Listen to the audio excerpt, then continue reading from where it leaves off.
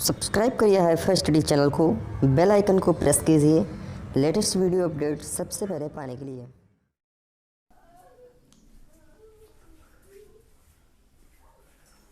Hello friends, this is Lalit Kumar from HiFi Study changing the way of education. Friends, आज जो English का topic होने वाला है, अब आज से हमारा रिवीजन शुरू हो गया है। एक बार यूनिट बी मैंने टोटल ख़त्म कर दिया है। अगर आपने अभी तक यूनिट बी नहीं पढ़ा है तो आप डिस्क्रिप्शन में लिंक मिल जाएगी प्लेलिस्ट की, वहाँ से जाकर यूनिट बी की मैंने टोटल सभी क्लासें प्रोवाइड करा रखा है। आप वहाँ से देखकर अपना कंसेप्ट क्लियर कर सकते हैं। अगर अभी तक आपने सब्सक्राइब नहीं किया है चैनल को तो चैनल को भी सब्सक्राइब कर लीजिए, क्योंकि ऐसी ही वीडियो आपको डेली का डेली मिलती रहेंगी। तो आज का जो मेरा इंग्लिश में टॉपिक होने वाला है वो टेंस को बहुत बारीकी से सीखेंगे, क्योंकि टेंस को समझना ही इंग्लिश ग्रामर है। अगर यूनिट बी आपको समझना है तो भैया टेंस को समझना ही पड़ेगा।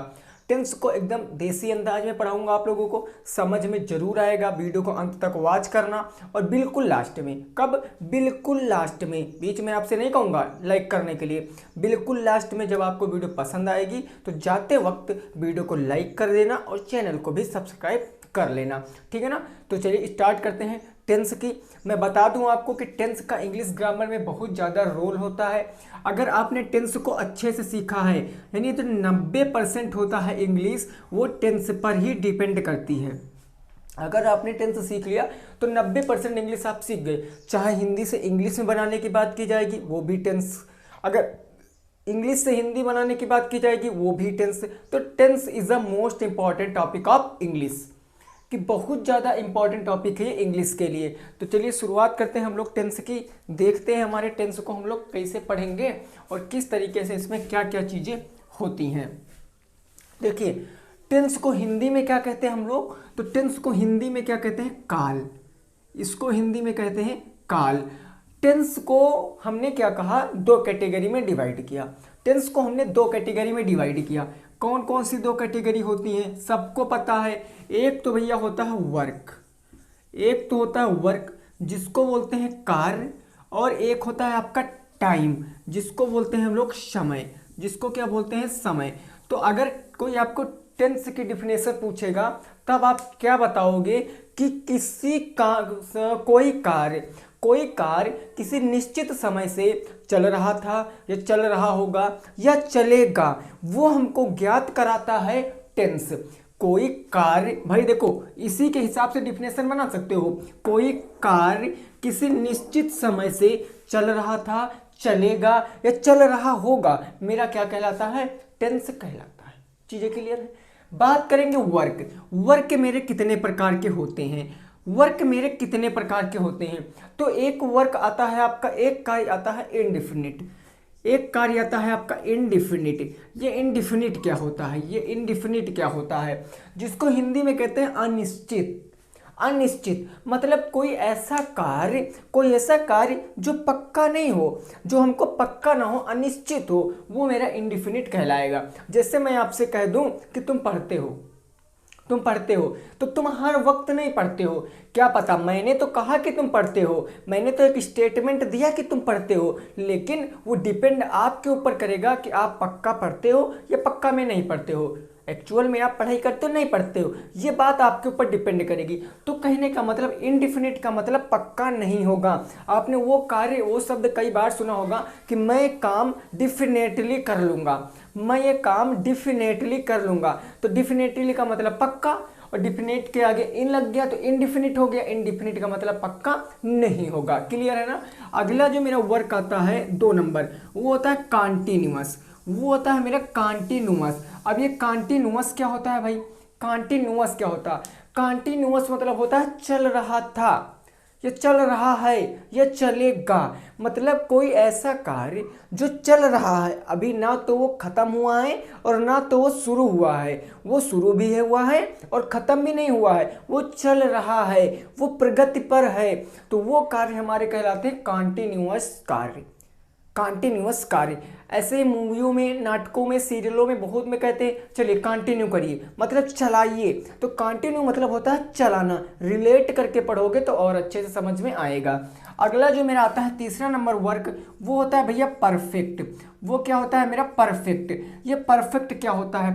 परफेक्ट का मतलब जो काम पूर्णतया हो गया हो, जिसमें कोई गड़बड़ी ना हो। जो काम पूर्णतया हो गया हो, जिसमें कोई गड़बड़ी ना हो, मेरे परफेक्ट कार्य कहलाते हैं। जैसे लोग कहते नहीं आपने परफेक्ट ये क्वेश्चन हल किया है, आपने टेंस को परफेक्ट बनाया है। तो परफेक्ट का मतलब होता है कि पूर्णतया वो काम हुआ है और अच्छे से हुआ है, कोई भी उसमें कमी रह ही नहीं गई है। तो आई होप कि आपको ये क्लियर हो गया होगा। ये बहुत बार मैंने आपको बताया है। 4 नंबर बात करते हैं तो वो होता है भैया परफेक्ट कॉन्टिन्यूअस। परफेक्ट कॉन्टिन्यूअस, ठीक है ना। देखिए अभी यहाँ पर शॉर्ट में लिख रहा हूँ, जब एक एक टेंस बताऊंगा तब आपको विधिवत जानकारी दूंगा, ठीक है ना। परफेक्ट कॉन्टिन्यूअस का मतलब क्या होता है? परफेक्ट का मतलब पक्का चल रहा था, कोई काम नहीं हो गया। कॉन्टिन्यूअस का मतलब चल रहा भी है, मतलब ऐसे कार्य जो अच्छे से, जिसमें कोई गड़बड़ी ना हो और वो चल भी रहे हो, मेरे परफेक्ट कॉन्टिन्यूअस कार्य कहलाते हैं।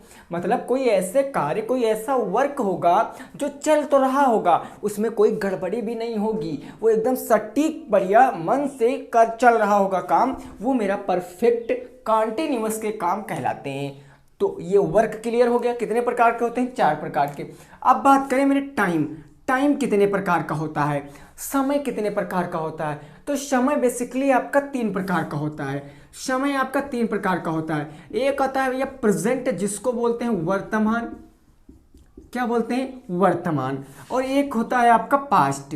एक होता है आपका पास्ट, जिसको बोलते हैं भूतकाल। और एक आता है आपका फ्यूचर। एक आता है आपका फ्यूचर, जिसको बोलते हैं हम लोग भविष्य। जिसको क्या बोलते हैं सर? भविष्य बोलते हैं। प्रेजेंट का मतलब जो आप ये काम कर रहे हो प्रेजेंट में, प्रेजेंट में आप टेंस पढ़ रहे हो, तो ये आपका वर्तमान काल है। लेकिन इससे पहले की क्लास में आपने सेंटेंस पढ़ा था, तो आप क्या कहोगे कि मैंने सेंटेंस पढ़ा था, तो मतलब पास्ट में कोई काम किया था आपने, पास्ट में सेंटेंस पढ़ा था, तो वो बात हो जाएगी पास्ट की। मतलब भूतकाल, जो बीत गया है, जो बीत गया है उसे कहते हैं पास्ट काल। जैसे मैंने कहा कि तुम 1980 में पैदा हुए थे, तो तुम 1980 में पैदा हुए थे, अब इतने बड़े हो गए, तो कहने का मतलब वो टाइम बीत चुका है जब तुम बोर्न हुए थे, जब तुम उत्पन्न हुए थे।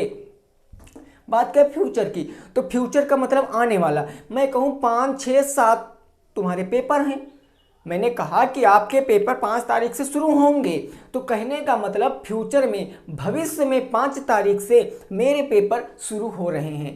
क्लियर है ना। तो ये होता है आपका टेंस। ये टेंस 2 कैटेगरी में डिवाइड होते हैं, वर्क और समय।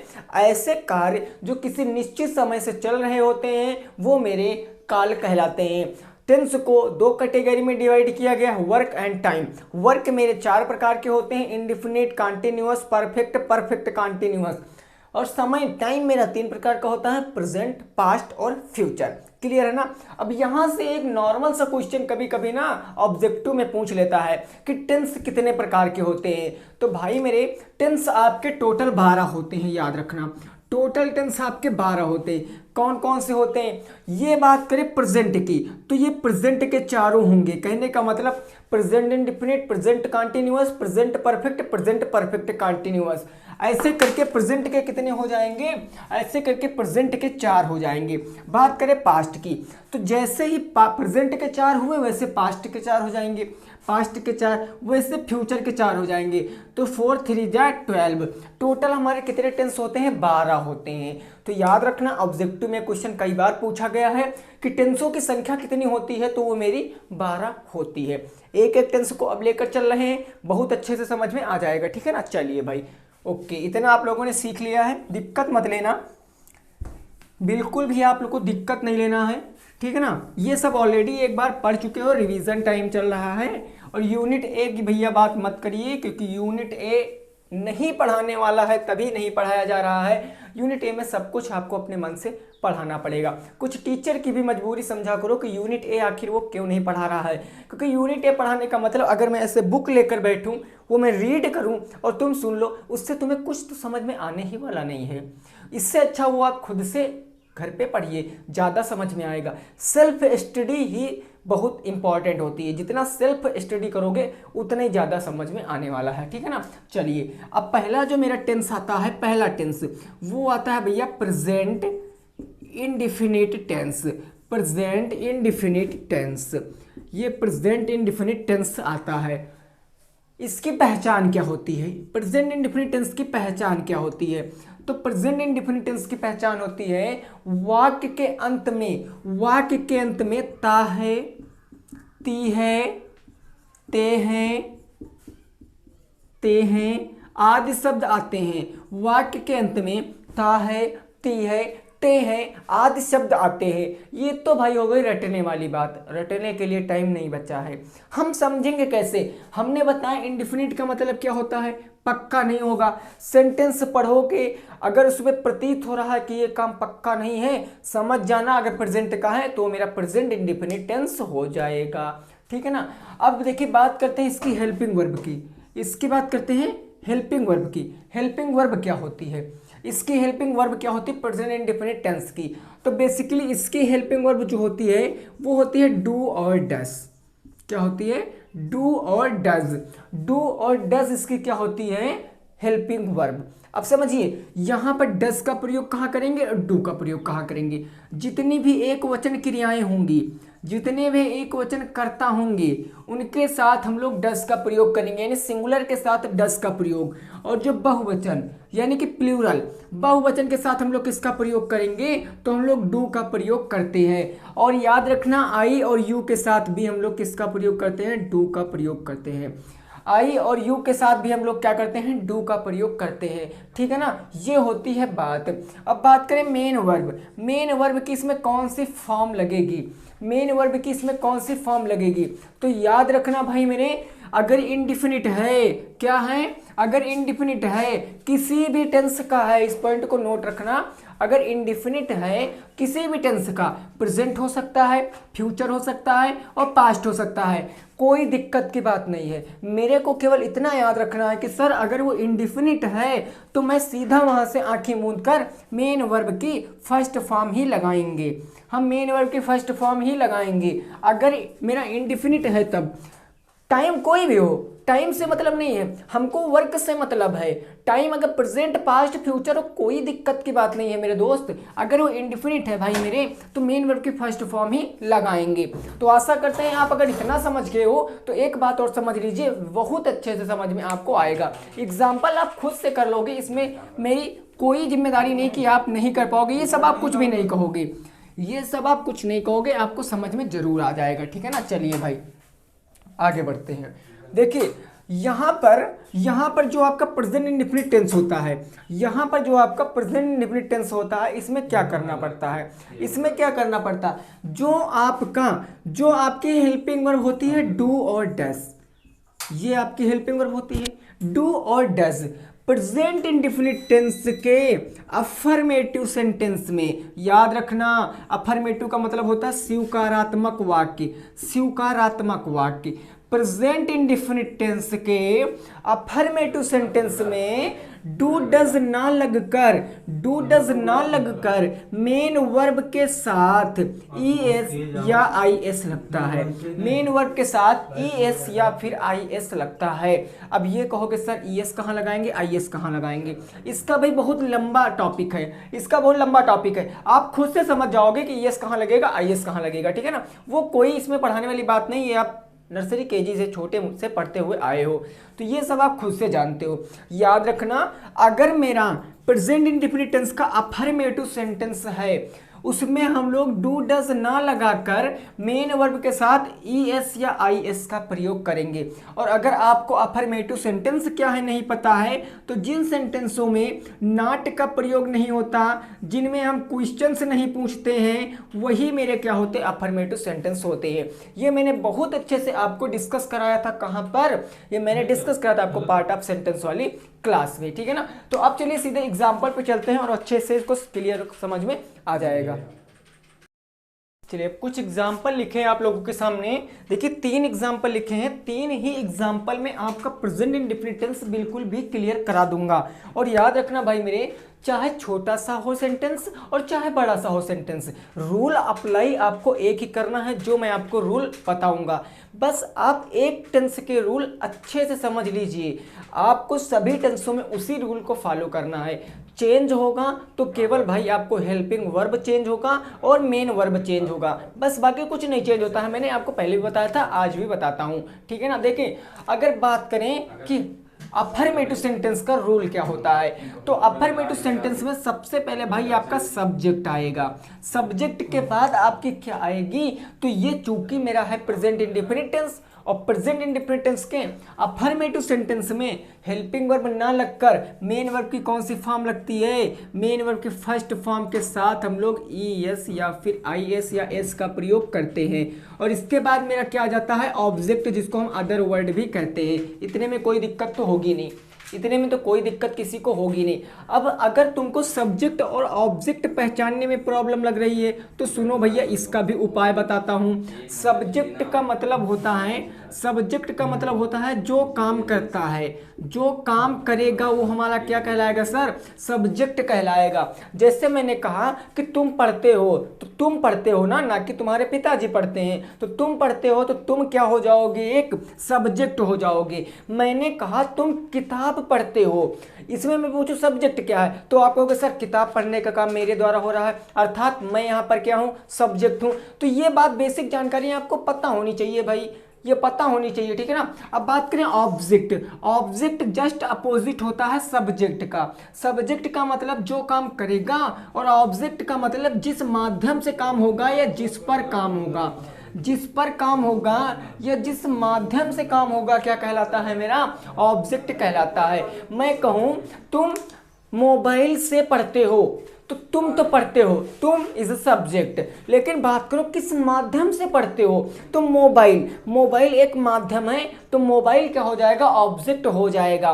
सब्जेक्ट ऑब्जेक्ट की छोटी सी कहानी है जो कि बहुत ही ज़्यादा निराली होती है। तो आशा करते हैं आपको सब्जेक्ट ऑब्जेक्ट में कोई दिक्कत नहीं होगी। और बात करें मेन वर्ब की, अब आप कहोगे सर ये मेन वर्ब क्या होता है, इसको बोलते हैं सर क्रिया, इसको बोलते हैं सर क्रिया। क्रिया का मतलब कोई काम, जो काम होता है वही मेरी एक्चुअल में मेन वर्ब होती है, ठीक है ना। अगर आप देखोगे इन सेंटेंसों में तो आपको इनफैक्ट कुछ ना कुछ ऐसा दिखेगा कि जो काम होता है, और जो काम होता है वही मेरी मेन वर्ब हो जाती है।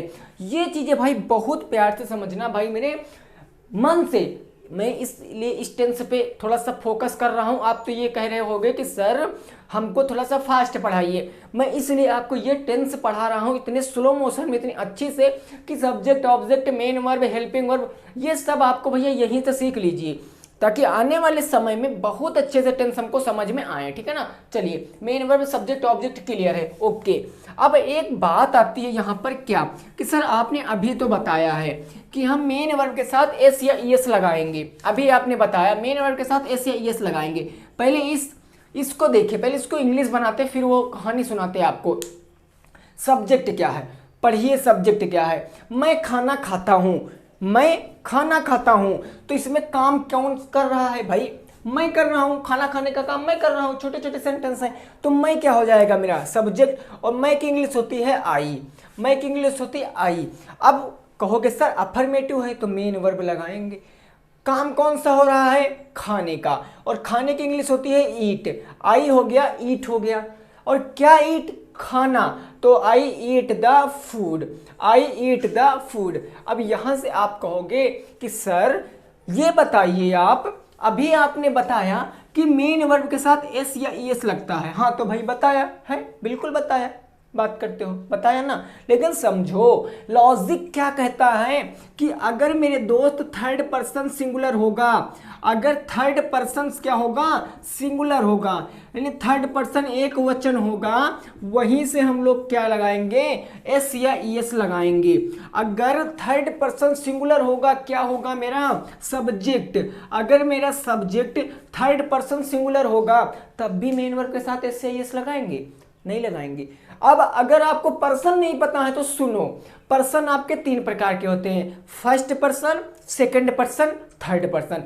फर्स्ट पर्सन का मतलब जो काम करेगा, जो खुद से काम करेगा। मैं पढ़ाता हूं, मैं फर्स्ट पर्सन, तुम पढ़ते हो, जब मैं पढ़ाता हूं तब तुम पढ़ते हो, तो तुम मेरे लिए क्या होगे, सेकंड पर्सन होगे। लेकिन तुम जब कहोगे कि मैं पढ़ता हूं तो तुम क्या हो जाओगे भाई, फर्स्ट पर्सन हो जाओगे, क्योंकि तुम कहोगे कि मैं पढ़ता हूं तो मैं यानी आई क्या हो जाएगा मेरा, फर्स्ट पर्सन हो जाएगा। और बात करें थर्ड पर्सन की, थर्ड पर्सन ना तो बोलने वाला हो, ना कुछ बोले और ना ही कुछ सुनने वाला हो, कोई तीसरा हो, कोई थर्ड हो, वही मेरे होते थर्ड पर्सन। यहां पर आप लॉजिक समझ लीजिए, अच्छा सा लॉजिक है, प्यारा सा लॉजिक है।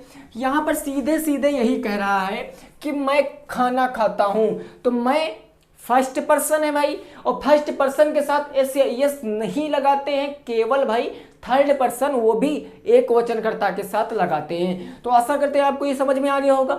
अगला एग्जांपल देखिए क्या कह रहा है, अगला एग्जांपल कह रहा है वे किताब पढ़ते हैं, सब्जेक्ट क्या है, वे की इंग्लिश दे, तो हो जाएगा दे। उसके बाद पढ़ते हैं, क्या पढ़ते हैं, किताब, तो दे रीड, मेन वर्ब आएगा रीड, क्या रीड, आ बुक या the book, they read a book या फिर दा बुक लगा सकते हो, यहां पर नहीं टेंशन है, आ लगाओ दा लगाओ, कोई दिक्कत की बात नहीं है।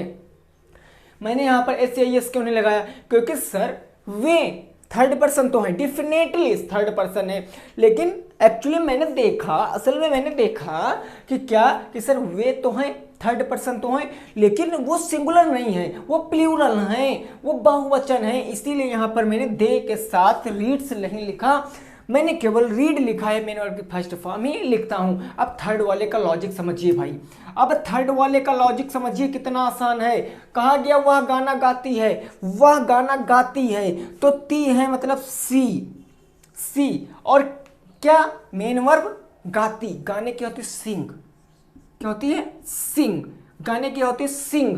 अब आप लोग खुद से बताइए भाई कि यहां पर क्या मैं एस या एस लगाऊंगा, मैं एस या एस लगाऊंगा, सर डेफिनेटली लगाऊंगा। क्यों लगाऊंगा, सी सिंग्स आ सॉन्ग, क्यों लगाऊंगा जरा सुनो, क्यों लगाऊंगा, क्योंकि आपको यहां पर प्रतीत हो रहा है ना कि वह गाना गाती है, वह इशारा करके बताया, वह मेरा थर्ड पर्सन है, और थर्ड पर्सन के साथ साथ वो सिंगुलर भी है, इसीलिए मैंने सी लगाया और मेन वर्ब के साथ एस लगा दिया।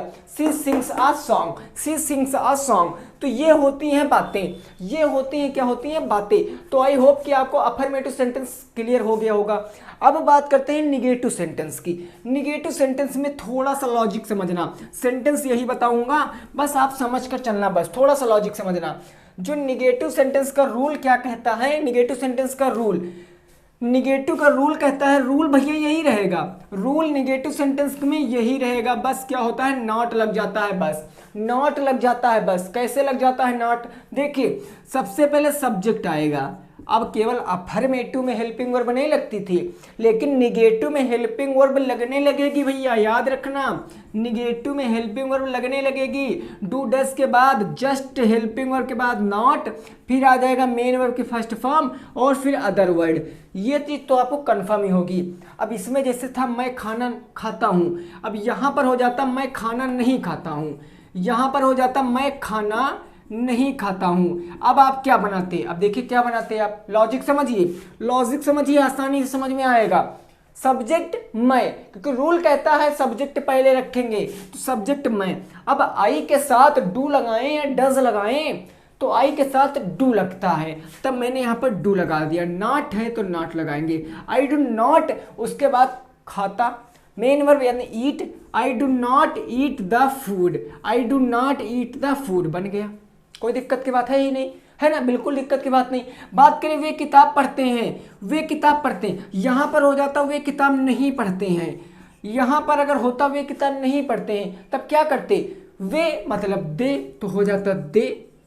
अब दे बहुवचन है, बहुवचनकर्ता के साथ डू का प्रयोग आप लोग जानते हो, they do not read a book, read a book, यहां पर आप दा भी लगा सकते हो, ठीक है ना, टेंशन मत लेना कि आदा में कंफ्यूज रहो, आदा में कंफ्यूज रहो। और बात करें तीसरा था मेरा जैसे वह गाना गाती है, तो यहां हो जाता वह गाना नहीं गाती है, वह गाना नहीं गाती है, तो वह सब्जेक्ट है तो सी आ जाएगा। अब देखो डू लगाएं कि डज लगाएं, तो सी मेरा एक वचन है, एक वचनकर्ता के साथ डज का प्रयोग करते हैं, तो यहां लग जाएगा she does not sing a song, she does not sing a song, तो बन गया है मेरा, तो ये मेरा बन गया है, ठीक है ना। देखिए ये बातें होती हैं, अफर्मेटिव निगेटिव समझ में आ गया है। लास्ट सेंटेंस समझ लीजिए, इंट्रोगेटिव, बस ये प्रेजेंट इंडेफिनिट टेंस खत्म। कल की वीडियो में डिस्कस करेंगे प्रेजेंट कंटिन्यूअस। तो चलिए भाई, ये चीज़ तो समझ में आ गई, बहुत अच्छे से क्लियरली हम लोगों ने ये चीज़ें सीख लिया है, ठीक है ना। इससे पहले भी आप लोग पढ़ चुके हो, 2 बार पढ़ चुके हो ऑलरेडी, उससे पहले भी भाई कई बार पढ़े हो, कॉलेज में भी कई बार पढ़े हो, तो आप लोग टेंशन मत लेना, ठीक है ना। बिल्कुल भी टेंशन नहीं लेना है, बिल्कुल भी माइंड को कूल करके पढ़ना है। अब बात करेंगे इंट्रोगेटिव सेंटेंस। ये इंट्रोगेटिव सेंटेंस क्या होता है, इंट्रोगेटिव सेंटेंस का रूल क्या कहता है, तो यहाँ रूल आपका क्या कहेगा, तो समझिए इसका रूल क्या, पर WH फैमिली आएगा, WH फैमिली के बाद आपका भैया हेल्पिंग वर्ब आएगा, हेल्पिंग वर्ब के बाद आपकी सब्जेक्ट आएगी, सब्जेक्ट के बाद अगर नॉट है तो नॉट लगाएंगे, अदरवाइज मेन वर्ब की फर्स्ट फॉर्म, और सबसे लास्ट में ऑब्जेक्ट। और याद रखना सबसे अंत में साइन ऑफ इंट्रोगेशन आता है। अब आपको पता होगा WH कहानी के मामले में, यानी का वाला परिवार, 2 सेंटेंस लिखूंगा, उसको आप अच्छे से बता देना, फिर ये खत्म हो जाएगा। फर्स्ट नंबर देखा मैंने, कहा है वह, क्या वह खाता है, मैंने पहला कहा क्या वह खाता है, क्या वह खाता है, ये मैंने पहला प्रश्न पूछा। और दूसरा प्रश्न पूछा मैंने, वह क्या खाता है, वह क्या खाता है। ये दोनों का लॉजिक समझना भाई मेरे, लॉजिक समझना, बस यहीं से काम खत्म हो जाएगा इंडेफिनिट का। क्या वह खाता है, मैंने आपसे पूछा क्या हुआ खाता है, तो कहोगे यस सर या नो सर, मतलब वो खाता या नहीं खाता, इसका जवाब आपको यस एंड नो में ही देना है। जिन शब्दों का, जिन सेंटेंसों का उत्तर हम यस या नो में दे सकते हैं, उनकी शुरुआत हमेशा हेल्पिंग वर्ब से करेंगे। फिर WH फैमिली मायने नहीं रखती हमारे लिए, कब, जब हम यहाँ पर यस या नो में दे सकते हैं। लेकिन जिन सेंटेंसों का उत्तर हम पूरा एक्सप्लेन करके देते हैं, फॉर दैट एग्जाम्पल ने, वह क्या खाता है, अब आप बताओगे सर वह चाउमीन खाता है, नूडल्स खाता है, मैगी खाता है, फलाना खाता है, धमाका खाता है, तो ये सब कहने का मतलब फुल एक्सप्लेन करोगे। तो जब फुल एक्सप्लेन करोगे तब आपका ये पूरा रूल काम करेगा। बात करते हैं इस वाले की इंग्लिश बनाते हैं। सबसे पहले हमको पता है कि इसका यस या नो में 2 उत्तर दे सकते हैं, इसलिए इसकी इंग्लिश हेल्पिंग वर्ब से बनाएंगे। हेल्पिंग वर्ब हमेशा डिपेंड करेगी सब्जेक्ट, वह सिंगुलर है इसलिए क्या लगाएंगे, डज लगाएंगे। उसके बाद वह के लिए क्या लगाएंगे, ही लगाएंगे। डस ही खाता है मतलब ईट, डज ही ईट, और लास्ट में sign of interrogation, does he eat. Clear ना। अगला देखिए मैंने क्या बताया, अगला बताया वह क्या खाता है, वह क्या खाता है, तो क्या की इंग्लिश सबसे पहले, क्योंकि WH आ गया ना, तो सबसे पहले आ जाएगा मेरा व्हाट, क्या आ जाएगा, व्हाट आ जाएगा। और व्हाट के बाद हेल्पिंग वर्ब ऊपर वाला उतार दो, व्हाट डज ही ईट, और लास्ट में ये वाला चिन्ह, कुछ भी नहीं, हार्ड वर्क था इसमें, ठीक है ना। कितना भी बड़ा सेंटेंस आ जाए, कितना भी बड़ा सेंटेंस आ जाए, डिपेंड करता है कि वो सेंटेंस की भावना क्या कहती है, सेंटेंस में क्या इंक्लूड करना है, क्या चीज़ें हमको वहाँ पर समझनी है। तो हमको याद क्या रखना है, मेरे को केवल रूल याद रखना है, बस रूल याद रखना। ये तो आपका प्रैक्टिस सेशन चल रहा है, ये तो आपका रिवीजन चल रहा है, ताकि आप चीज़ों को भूलो ना, नहीं तो इसको मैंने बहुत डीपली, बहुत अच्छे से भाई मेरे समझा दिए हैं। अगर आपको नहीं पता है तो याद रखना, आपको जाना है प्लेलिस्ट में। आपको कहाँ जाना है, प्लेलिस्ट में, और प्लेलिस्ट में जाने के बाद आपको वहाँ पर इंग्लिश की प्लेलिस्ट मिल जाएगी, इंग्लिश की प्लेलिस्ट मिल जाएगी। वहाँ पर टोटल मैंने 59 क्लासें मैं सेकंड सेमेस्टर की पढ़ा चुका हूँ। कितनी क्लासें, 59 क्लासें इंग्लिश की सेकंड सेमेस्टर की पढ़ा चुका हूँ। आपको कौन सी क्लास अटेंड करनी है, तो आपको 31 दिन की रणनीति वाली क्लास अटेंड करनी है। जो 31 दिन की रणनीति चलाई गई है वो क्लासें अटेंड करनी है। थंबनेल पर अच्छा लिखा है 31 दिन की रणनीति, क्योंकि पहले की क्लासों में थोड़ा मैंने अप थोड़ा डाउन ऐसे पढ़ाया था, लेकिन 31 दिन की रणनीति जहां से चालू हुई प्रॉपर मैंने डायरेक्ट सेकंड सेमेस्टर ही पढ़ाया है। तो टाइम वेस्ट मत करिए, लग जाइए काम पे। आशा करते हैं आपको ये सब चीज़ें समझ में आएंगी। कल डिस्कस करेंगे नया टॉपिक, डेली का डेली अब वीडियो आपको मिलेंगी जब तक आपके पेपर नहीं हो जाएंगे। तो 8 बजे के सेशन में इंपॉर्टेंट क्वेश्चन को सॉल्व करेंगे, ठीक है ना। तो सभी साथी वीडियो को अगर लाइक कर दे, शेयर कर दे, कमेंट कर दे। मिलते हैं 8 बजे, याद रखना कितने बजे, 8 बजे। तब तक के लिए सभी साथियों को good bye, take care, bye bye, जय हिंद, जय भारत और वंदे मातरम।